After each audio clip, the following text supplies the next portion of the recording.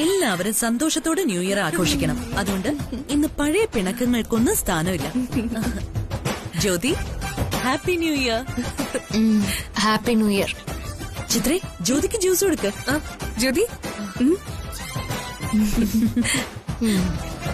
ഇവരെന്റെ മരുമക്കള് തന്നെയല്ലേ, അതോ ഇവർക്ക് ആള് മാറിപ്പോയതാണ്? ഈശ്വര, ഇത്ര പെട്ടെന്ന് ആർക്കെങ്കിലും ഇങ്ങനെ മാറ്റം വരുമോ? ജ്യൂസ് കുടിക്കൂ ജ്യോതി. കുടിച്ചോ ജ്യോതി. ഇന്നത്തെ ദിവസം ആർക്കും തമ്മിൽ പിണക്കവും പരിഭവവും ഒന്നുമില്ല. എല്ലാ പിണക്കങ്ങൾക്കും ഇന്ന് അവധി. ആഘോഷം മാത്രമേ ഉള്ളൂ. ഗസ്റ്റുകളൊക്കെ വന്നു തുടങ്ങി. ഞങ്ങളെന്നാ അങ്ങോട്ട് നിൽക്കട്ടെ. ശരി മോളെ.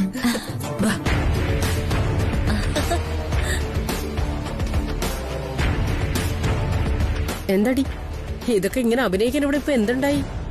സ്നേഹം വഴിഞ്ഞൊഴുകാണല്ലോ മൂന്നെണ്ണത്തിനും. ഈ അമിത സ്നേഹപ്രകടനം കണ്ടെന്നും മമ്മി അവരെ വിശ്വസിക്കണ്ട.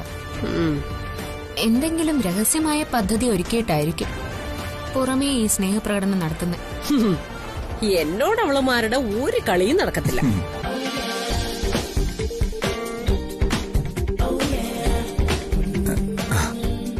വരുന്നു.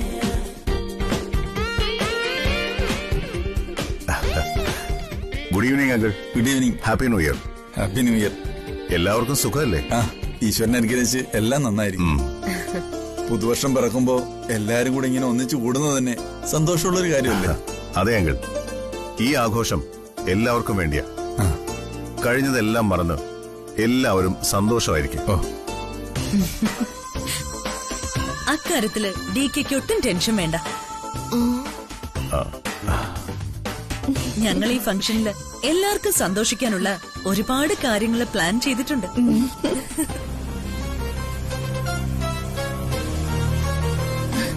എല്ലാവരെ എന്റർടൈൻ ചെയ്യിക്കാൻ പറ്റിയ ചില ഗെയിമുകൾ തന്നെയാ ഞങ്ങളുടെ പ്ലാനിങ്. മാത്രമല്ല, ചില സമ്മാനങ്ങളും പ്ലാൻ ചെയ്തിട്ടുണ്ട്. DK തന്നെ വേണം അതൊക്കെ കൊടുക്കാൻ.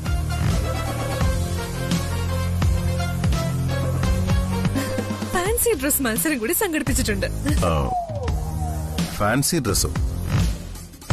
ആരതൊക്കെ തീരുമാനിച്ചത്? അയ്യോ, ഞാനല്ല DK, മായിച്ച പ്ലാൻ ചെയ്തത്. മായയുടെ പ്ലാനിംഗ് ആണെങ്കിൽ അതിലൊരു കുറവും സംഭവിക്കില്ല. മറ്റു ചിലരായിരുന്നെങ്കിൽ ന്യൂ ഇയർ ആഘോഷം മണ്ടത്തരങ്ങളുടെ ഘോഷയാത്ര ആയനെ. ശരി, അപ്പോ നിങ്ങളുടെ പ്ലാനിംഗ് നടക്കട്ടെ.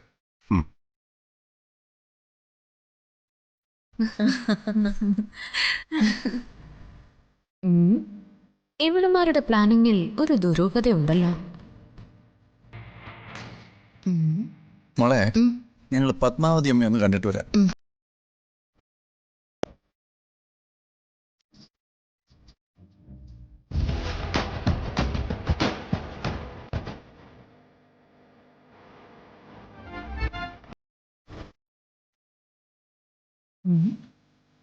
DK എനിക്ക് ഒരു മാസത്തെ സമയം ഡെഡ്ലൈൻ തന്ന കാര്യം ഇവളുമാരറിഞ്ഞിട്ടുണ്ടാവോ? എനിക്കുള്ള യാത്രയെപ്പാണോ ഇവര് പ്ലാൻ ചെയ്യുന്നത്? അതിനൊരു മറുപടി കൊടുത്തേ പറ്റൂ. ഒന്നുകിൽ ഞാൻ DKയുടെ തെറ്റ് തെളിയിക്കണം, അല്ലെങ്കിൽ സ്വയം തെറ്റ് സമ്മതിച്ച് ഞാൻ ഇവിടെ നിന്ന് ഇറങ്ങി പോണം. ഇന്നത്തെ ന്യൂ ഇയർ ആഘോഷം എനിക്കും വളരെ പ്രധാനപ്പെട്ടതാണ്. ഈ രാത്രി കൊണ്ട് ഒരു തീരുമാനത്തിലെത്തിയേ തീരും.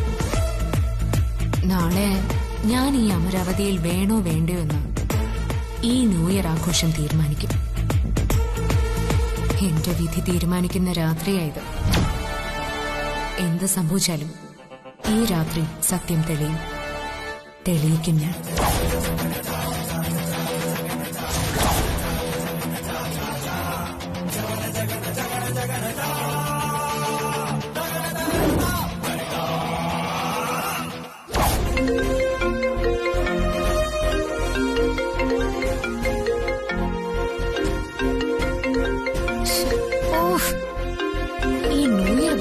ഇയാളുടെ ശല്യം വിട്ട് പോകുന്നില്ലല്ലോ ഈശ്വര. ഈ CBIക്കാർക്ക് എന്തോ ന്യൂ ഇയർ ഒന്നുമില്ലേ? ഇത് നന്നായിട്ട് മിക്സ് ചെയ്യണം. 3 എഗ് വൈറ്റ് കൂടി ചേർത്ത് ഹീറ്റ് ചെയ്തെടുത്താൽ നന്നായി സോഫ്റ്റ് ആവും. കേക്ക് കഴിക്കുന്നവർക്ക് അത് വളരെയധികം ഇഷ്ടപ്പെടുകയും ചെയ്യും. മനസ്സിലായോ? മനസ്സിലായി ചേട്ടാ. പക്ഷെ ഞാനിങ്ങനെ പ്രൊഫഷണൽ ആയിട്ട് ഇതുവരെ കേക്ക് ഒന്നും ഉണ്ടാക്കിയിട്ടില്ല. യൂട്യൂബ് നോക്കിയാ റെസിപ്പീസ് പഠിച്ചതും കേക്ക് ഉണ്ടാക്കിയതും. പക്ഷെ കഴിച്ചവർക്കൊക്കെ ഇഷ്ടപ്പെട്ടു. അതുകൊണ്ടാ അന്ന് ഇവിടുത്തെ ബർത്ത്ഡേ ഫംഗ്ഷന്റെ ഓർഡർ എനിക്ക് തന്നെ കിട്ടിയത്. ആ കേക്കിന്റെ രുചി ഇപ്പോഴും ഞാൻ അനുഭവിച്ചുകൊണ്ടിരിക്കുക. അന്ന് കേക്കും കൊണ്ട് വന്ന ആള് ഇപ്പൊ ഈ അമരാവതിയുടെ മരുമകളാ, മിസ്സസ് ഹിറ്റ്ലർ. അല്ലേ ഏട്ടാ? ഓ അത് ശരി. അപ്പൊ നീയും എന്നെ കളിയാക്കാൻ തുടങ്ങിയോ? അയ്യോ, കളിയാക്കിയതല്ല ഏട്ടാ, പെട്ടെന്ന് അറിയാതെ പറഞ്ഞു പോയതാ. അത് സാരമില്ല. നിന്റെ ചേച്ചി എന്നെ എപ്പോഴും ഹിറ്റ്ലർ എന്ന് വിളിച്ച് എനിക്കിപ്പോ അത് ശീലമായി.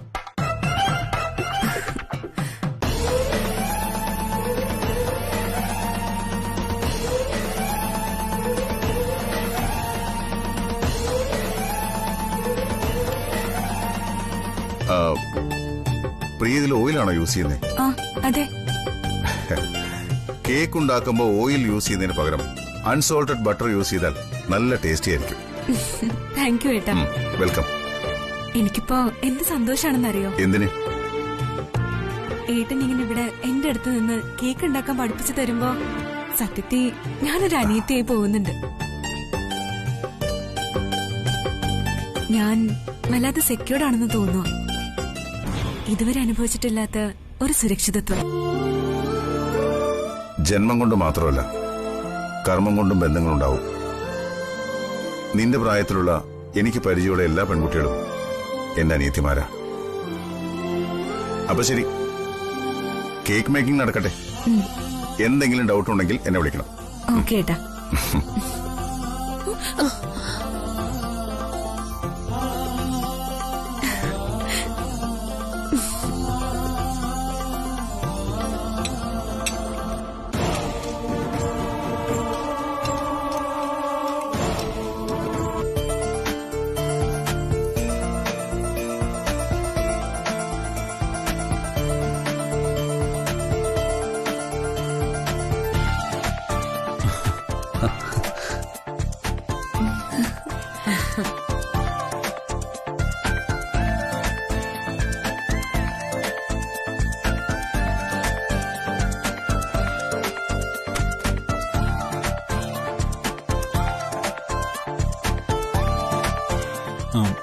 മായേ, ഗിഫ്റ്റ് ബോക്സ് ഒക്കെ എവിടെ? അതൊക്കെ അവിടെ അറേഞ്ച് ചെയ്ത് വെച്ചിട്ടുണ്ട്. നോക്ക്. എല്ലാവർക്കും ഉള്ളതുണ്ടല്ലോ അല്ലേ? അതൊന്നും പേടിക്കണ്ട, എല്ലാവർക്കും ഉണ്ട്. പാർട്ടി അറേഞ്ച് ചെയ്യുന്ന കാര്യത്തിലെ മായ ചെയ്തെല്ലാൻ ആർക്കും പറ്റില്ല.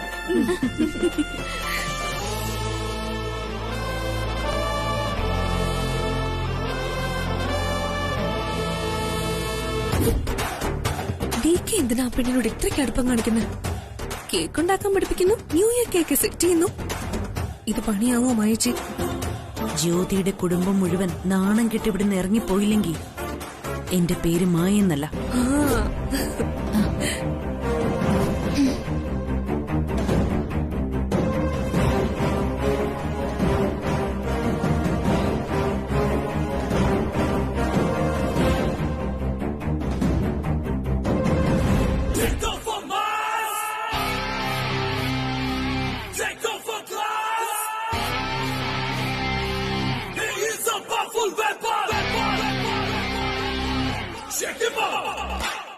നോക്ക്.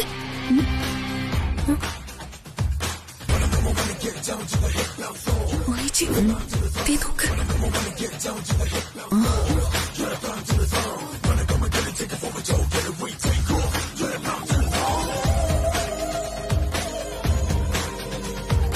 ഇതെന്താ മായച്ചി? ഇവിടെ നമ്മൾ അറിയാതെ വേറെ വല്ല ഫാൻസി ഡ്രസ്സും പ്ലാൻ ചെയ്തിട്ടുണ്ടോ? ഇത് ജ്യോതിയല്ലേ?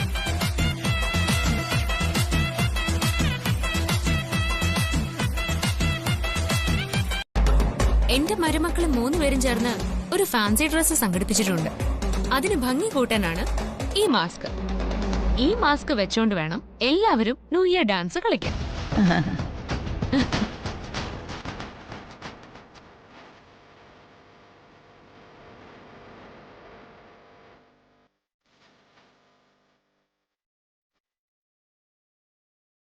ഇവളെന്തോ ഒരു പദ്ധതി ഒരുക്കിയിട്ടുണ്ട്. ഈ മാസ്കും വെച്ച് ജ്യോതിയെ ബ്ലാക്ക്മെയിൽ ചെയ്താരാണെന്ന് കണ്ടുപിടിക്കാനുള്ള പ്ലാൻ. ഈ മാസ്ക് മുഖത്ത് വെച്ച് ഡാൻസ് ചെയ്യാനോ? കഷ്ടപ്പെട്ടിട്ട് മേക്കപ്പ് എല്ലാം പോവില്ലേ? ഇതുപോലൊരു ഗെയിം വേറെ എവിടെയും കണ്ടിട്ടുമില്ല, കേട്ടിട്ടുമില്ല. Betty, what is the plan? Explain. എല്ലാവരും ഈ മാസ്ക് വെക്കണം. ഭാര്യ ഭർത്താക്കന്മാർ ഡാൻസ് ചെയ്യുന്ന സമയത്ത് പരസ്പരം കണ്ടുപിടിക്കണം. എന്നിട്ടവര് ജോഡിയായിട്ട് ഡാൻസ് ചെയ്യണം. ഏറ്റവും നന്നായി ഡാൻസ് ചെയ്യുന്നവർക്ക് ഒരു സമ്മാനമുണ്ട്.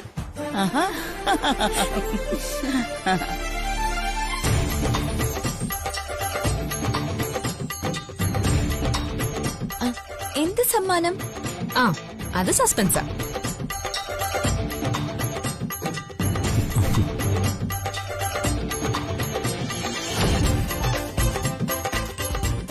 സൂപ്പർ, കൊള്ളാം ബെറ്റി. അപ്പൊ ഈ ഗെയിം ഫിക്സ്ഡ്.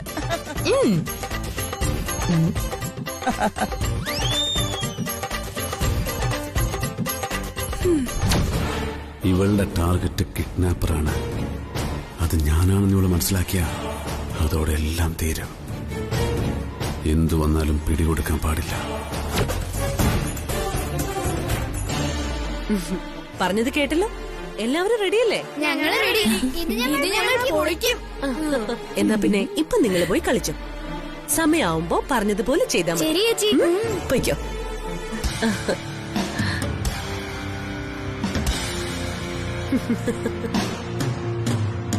ഇനിയാണ് പ്രധാനപ്പെട്ട സമ്മാനം കൊടുക്കാനുള്ളത്. ജ്യോതിയുടെ അച്ഛനുള്ള സമ്മാനം കൊടുക്കേണ്ടത് നമ്മളല്ല, പിന്നെ DK ആണത് കൊടുക്കേണ്ടത്. അത് വേണോ മായച്ചി? DK ഇതിനകത്തേക്ക് വലിച്ചിടണോ? അത് പ്രശ്നമാവും. അത് ശരിയാ. പക്ഷേ നമ്മൾ ആരും കൊടുത്താൽ അയാൾ ഈ സമ്മാനം വാങ്ങില്ല. പിന്നെ അഥവാ വാങ്ങിയാൽ തന്നെ ഇതിനകത്ത് ഡ്രസ്സ് കണ്ട അയാൾ ഇതിടുവോ? ഒരിക്കലും ഇല്ല. നമ്മൾ കൊടുക്കുന്ന ജോക്കറിന്റെ ഡ്രസ്സ് അയാൾ ഒരിക്കലും ഇടാൻ പോകുന്നില്ല. അതുകൊണ്ടാ ഞാൻ പറഞ്ഞത് DK കൊണ്ട് ആ സമ്മാനം കൊടുപ്പിക്കണമെന്ന്. മരുമോൻ കൊടുത്ത സമ്മാനം അമ്മായി അച്ഛനെ ഇടാതിരിക്കാൻ പറ്റുമോ? അതില്ല. പക്ഷേ DK ഇത് അയാൾക്ക് കൊടുക്കൂ? എന്ത് പറഞ്ഞ് നമ്മൾ ഈ സമ്മാനം DKയുടെ കൈ കൊടുക്കും?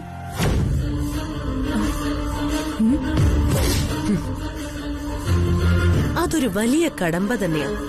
പക്ഷേ ആ കടമ്പ കടന്ന രക്ഷപ്പെട്ടു. അയ്യോ, ഫാൻസി ഡ്രസ് മത്സരത്തിൽ ഞാൻ പങ്കെടുക്കാനോ? ഇല്ല മോളെ, എന്നെ കൊണ്ടാതൊന്നും പറ്റില്ല. അയ്യോ, അങ്ങനെ പറയരുത് അങ്കിൾ. എല്ലാം DKയുടെ ഏർപ്പാടാ. അങ്കിൾ ഇതിൽ പങ്കെടുക്കണമെന്ന് പറഞ്ഞതും DK തന്നെയാ. ദയവ് ചെയ്ത് അങ്കിൾ ഇത് പറ്റില്ല എന്ന് മാത്രം പറയരുത്.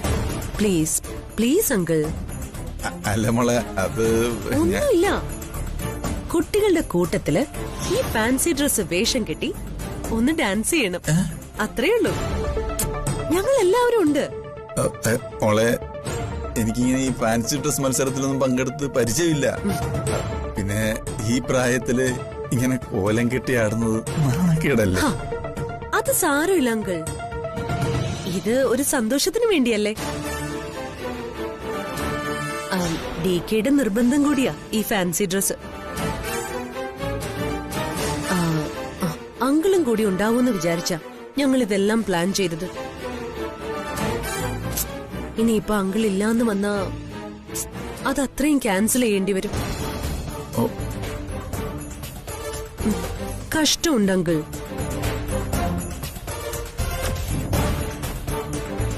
ശരി, മോള് വിഷമിക്കണ്ട. ഞാൻ ഈ ഡ്രസ് ഇട്ടോളാം. പരസ്പരം വിശ്വസിക്കുകയും സ്നേഹിക്കുകയും ചെയ്യുന്നവരാ മനുഷ്യര്. ഒരു വർഷം തീരുമ്പോ അടുത്ത വർഷത്തേക്ക് ഒരു ന്യൂ ഇയർ വിഷസ് പറയുന്നത് അത്ര വലിയ കാര്യമാണോ? ഒരിക്കലുമല്ല. പക്ഷേ അത് നിന്നോട് പറയാൻ എനിക്ക് ആഗ്രഹമില്ല. പരസ്പരം നന്മ വരാൻ ആഗ്രഹിക്കുന്നവരാ വിശ്വസ് പറയുന്നത്. നമ്മൾ തമ്മിൽ അങ്ങനെയാണോ? ഏത് നേരവും എനിക്ക് പാര വയ്ക്കാൻ നോക്കുന്ന ആളാ നീ. ആ നിനക്കെന്തിനാ ഞാൻ വിശ്വസ് പറയുന്നേ? ഞാൻ പറയില്ല.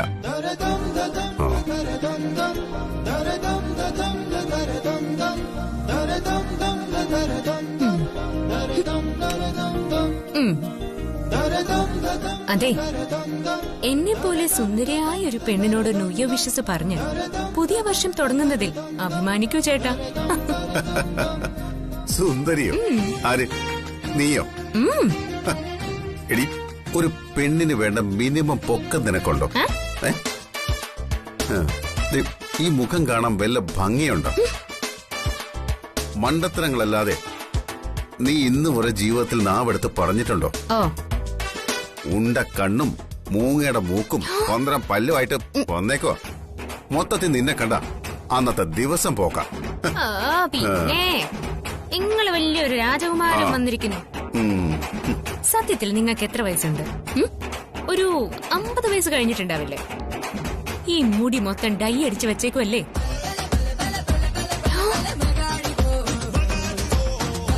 കണ്ണിന് കാഴ്ചയില്ലാത്തോണ്ട് ഒരു കണ്ണാടിയും എടുത്തങ്ങ് വെച്ചു. ഫാൻസി ഡ്രസ്സുകാരുടെ ഇന്ന് വാടകയ്ക്ക് എടുത്ത പോലെ ഒരു കോട്ടും.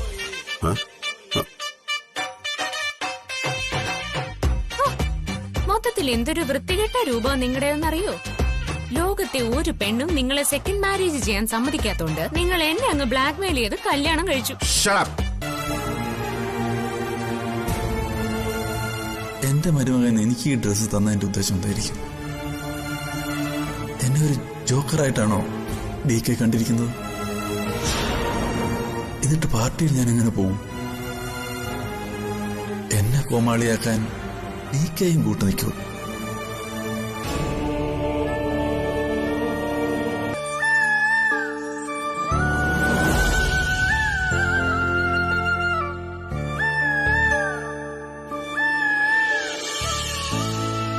നീ പറഞ്ഞതൊക്കെ ഒരു കെട്ടുകഥ പോലെയാ എനിക്ക് തോന്നുന്നത്. സുപ്രിയ പോയെന്ന് ഇപ്പോഴും എനിക്ക് വിശ്വസിക്കാൻ പറ്റുന്നില്ല. എനിക്കും അവളുടെ ഓർമ്മകളിൽ തന്നെയാ ദേവിച്ച ഓരോ നിമിഷവും ഞാൻ ജീവിക്കുന്നത്. ഉറങ്ങുന്നതും ഉണരുന്നതുമെല്ലാം അവൾക്ക് വേണ്ടി മാത്രം. അപ്പോ ജ്യോതി അതൊരു റോബോട്ടാ. ഭാര്യ എന്നത് വെറുമൊരു പദവിയും. അതിനപ്പുറം ഞങ്ങൾ തമ്മിൽ ഒരു ബന്ധവുമില്ല.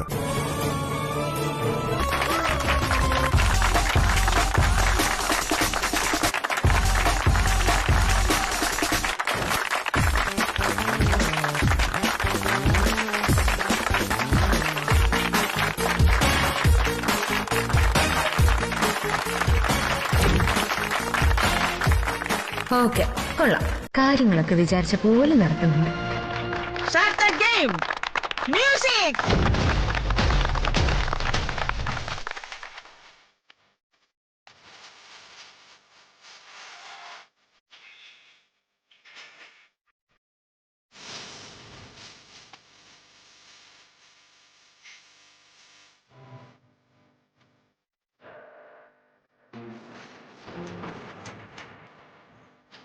ആ കിഡ്നാപ്പർ DK ആണെന്ന് ഈ ഗെയിം തീരുന്നതിന് മുമ്പ് ഞാൻ തെളിയിക്കും.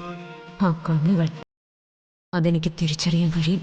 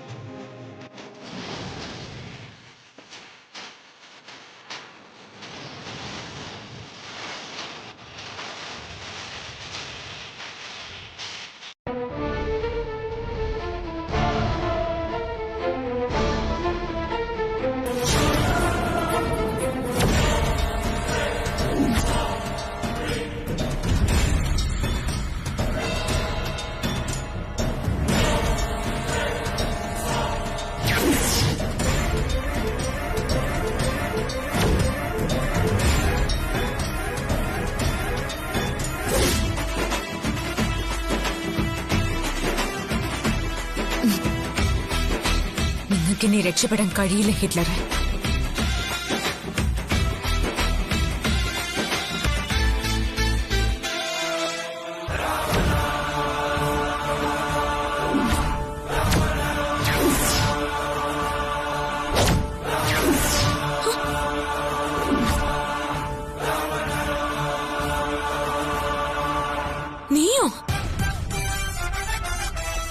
അപ്പോ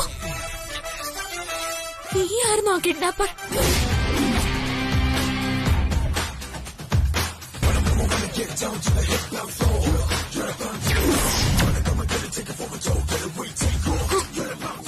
സിത്താരയ്ക്ക് പകരം കല്യാണ പെണ്ണിന്റെ വേഷത്തിൽ നീ വേണം കല്യാണ മണ്ഡപത്തിലെത്താൻ.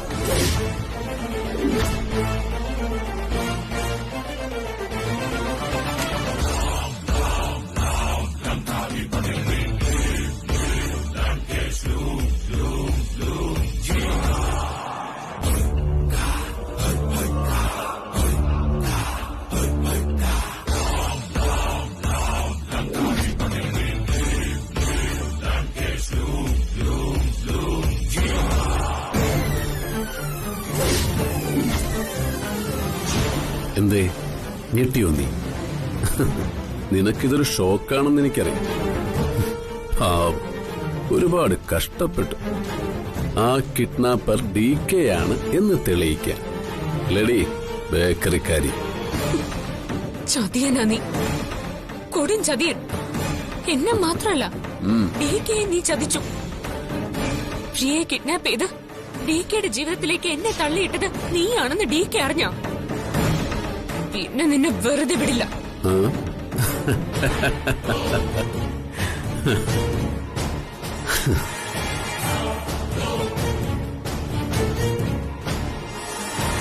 ഒന്നും അല്ലെങ്കിലും നിന്റെ സഹോദരിയുടെ അമ്മായിയച്ഛനല്ലേ DK? നിന്റെ അടുത്ത ബന്ധുവല്ലേ DK? അയാളോട് ഈ ചതി ചെയ്തത് ശരിയാണോടാ ദ്രോഹി? എന്റെ ബന്ധു DKയോ? No, never. ഒരിക്കലും ഞാനങ്ങനെ കരുതിയിട്ടില്ല.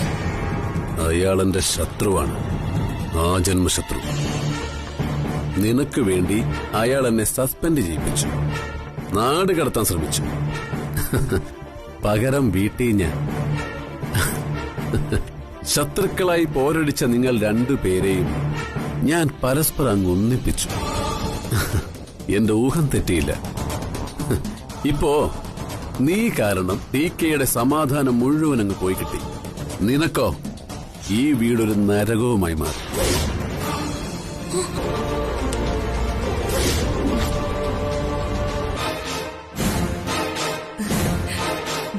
എല്ലാം പറഞ്ഞതുപോലെ ചെയ്യണം. എല്ലാവർക്കും പ്രത്യേകം ചോക്ലേറ്റ് വാങ്ങിത്തരും ചേച്ചി. കേക്കും വേണം. ഓ, ഒരാർത്തിക്കാരൻ. ചെല്ല് ചെല്ല്, വിളിച്ചോണ്ട് വാ. ചെല്ല് ചെല്ല്. എന്തായി? മായിച്ചയുടെ പ്ലാനിങ് ഒട്ടും തെറ്റിയിട്ടില്ല. കുട്ടികളെ ജോലി തുടങ്ങി കഴിഞ്ഞു. നല്ല കുട്ടികളാ അവര്. എന്തെങ്കിലും പറഞ്ഞ അനുസരണയോട് ചെയ്തോളൂ. ഇനി കാണാം ജോക്കറിന്റെ ഫാൻസി ഡ്രസ്.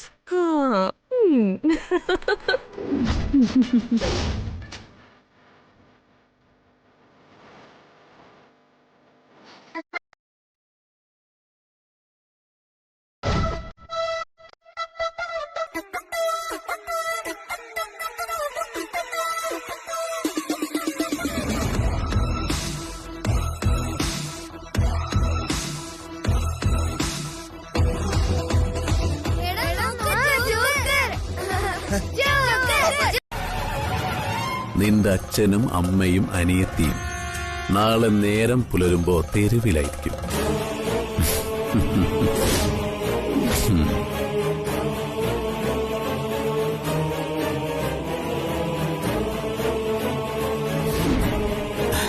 മൂർത്തിയെ കൊണ്ട് പണം കൊടുത്ത് നിന്റെ വീടിന്റെ ആധാരം ഞാൻ സ്വന്തമാക്കിയത് വെറുതെ ആണെന്ന് വിചാരിച്ചൊന്നു.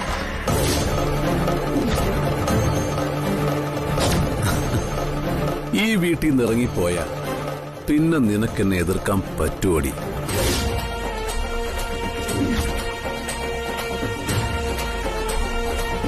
നാളെ മുതൽ നിന്റെ വീട്ടിൽ കയറി പാർപ്പ് തുടങ്ങും ഞാൻ.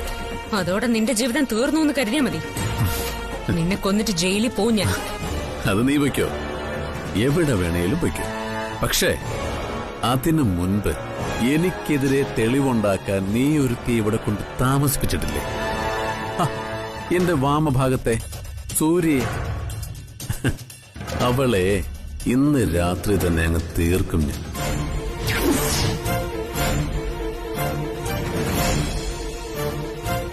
ആ കുറ്റം കൂടി നിന്റെ തലയെ വെച്ച് തരിഞ്ഞ്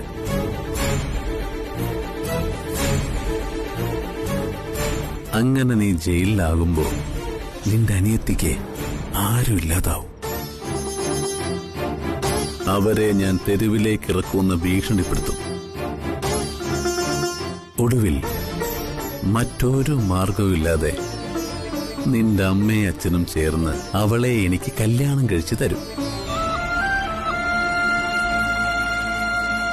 ഇതൊക്കെ എനിക്കൊരു പൂ പറിക്കുന്ന പോലെ ഈസിയായ കാര്യം മാത്രമേ ഉള്ളൂ.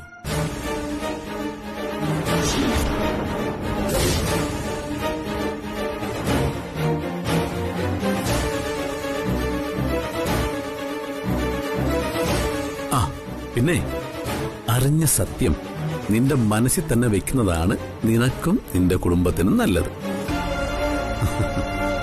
അതുകൊണ്ട് ഒരേ വഴിയിലെതിരെ നമ്മളിനി കൂട്ടിമുട്ടരുത്. അങ്ങനെ സംഭവിച്ചാൽ നഷ്ടം നിനക്കും നിന്റെ കുടുംബത്തിനുമായിരിക്കും.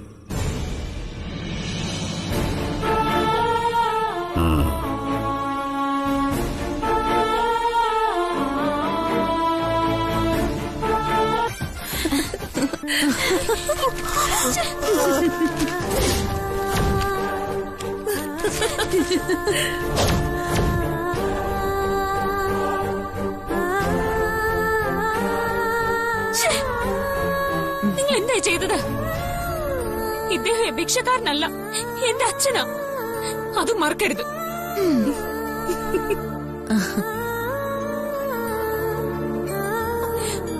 അച്ഛൻ എന്താ പറ്റിയേ? മായേ മായേ മായേ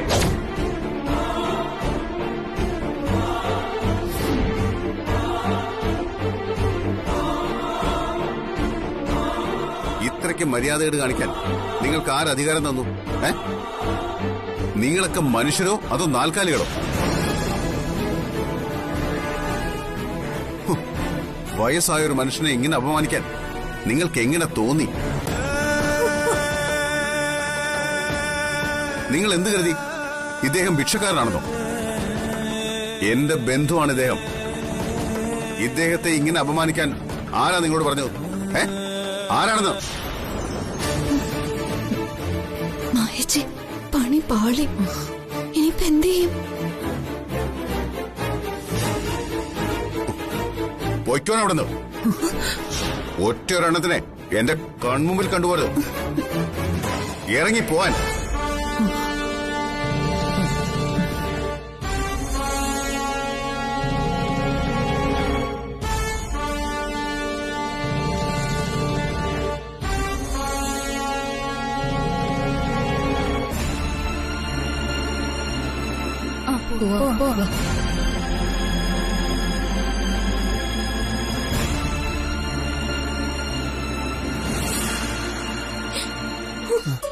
മോളെ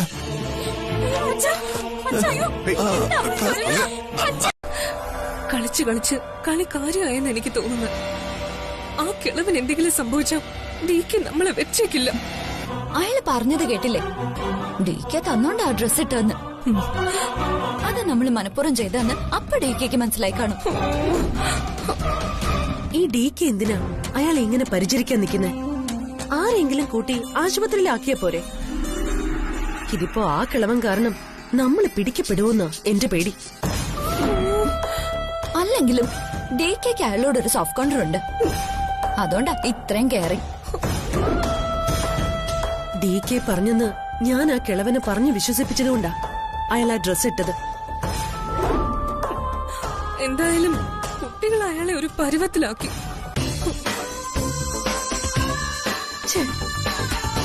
ഇതിനിടയ്ക്ക് അയാൾ ഇങ്ങനെ മയങ്ങി വീഴുന്ന് നമ്മൾ ആരെങ്കിലും അറിഞ്ഞോ? അതെ, നമ്മളിങ്ങനെ അധിക സമയം മാറി നിന്ന സംശയം തോന്നും. എന്തായാലും ഇതിന് പിന്നെ നമ്മളാണെന്ന് ഡിക്ക് ഇതിനകം മനസ്സിലായി കാണും. നമ്മുടെ കണക്കുകൂട്ടലിന് ചെറിയൊരു പിഴവ് പറ്റി. ഡിക്ക് ജ്യോതിയോട് മാത്രമേ ശത്രുതയുള്ളൂ. സുധാകരൻ നായരോടും മറ്റുള്ളവരോടും ഒന്നും ഒരു വിരോധവും ഇല്ല. വിരോധം ഇല്ലെന്ന് മാത്രമല്ല, ഡിക്ക് അവരോട് സ്നേഹവും ബഹുമാനമാണ്. കണ്ടില്ലേ ഡി കെ പൊട്ടിത്തെറിച്ചത്? അത് സാരമില്ല ചിത്രേ. എത്ര പൊട്ടിത്തെറിച്ചാലും ഡി കെ നമ്മളെ ആരെയും ഇവിടുന്ന് ഇറക്കി വിടാനൊന്നും പോകുന്നില്ല. ഇനിയിപ്പോ എന്താ ഒരു വഴി? ഒരു വഴിയേ ഉള്ളൂ. ഡി കെ എന്തു പറഞ്ഞാലും കണ്ണടച്ചു നിന്ന് കേൾക്കുക. ഇനി കൈനിവർത്തി ഒന്ന് തന്ന അതും കൊള്ളുക. അത് മാത്രമേ മാർഗമുള്ളൂ. അവരെത്ര ചീപ്പായിട്ടാ ഞങ്ങളെ കാണുന്നതെന്ന് ഞങ്ങൾക്കിപ്പോ മനസ്സിലായി.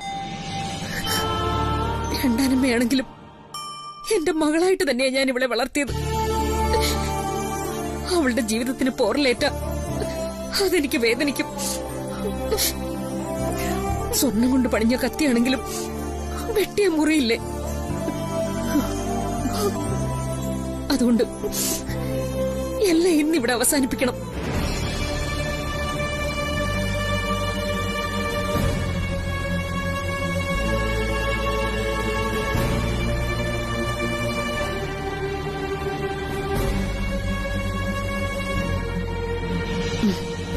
പോ മോളെ. പ്രിയേ, സുധേട്ട വാ. മോനെ മക്കളെ, നിങ്ങളോട് എനിക്ക് നന്ദിയുണ്ട് ഈ വേഷം കെട്ടിച്ചതിന്.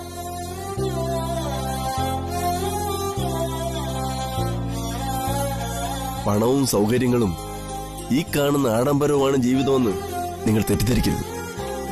പണത്തിനെ വെറുക്കാൻ ശ്രമിച്ചാൽ ജീവിതത്തെ സ്നേഹിക്കാൻ കഴിയും. പൂന്താനം പറഞ്ഞ് ഓർത്താ മതി.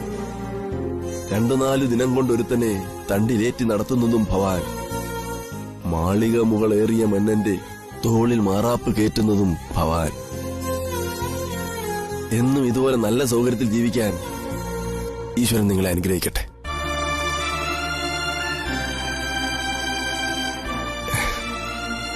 യാത്ര പറയുന്നില്ല എങ്കിലും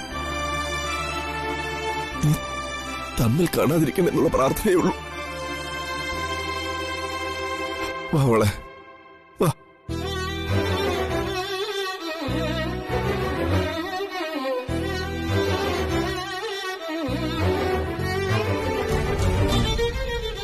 നീ വാ മോളെ.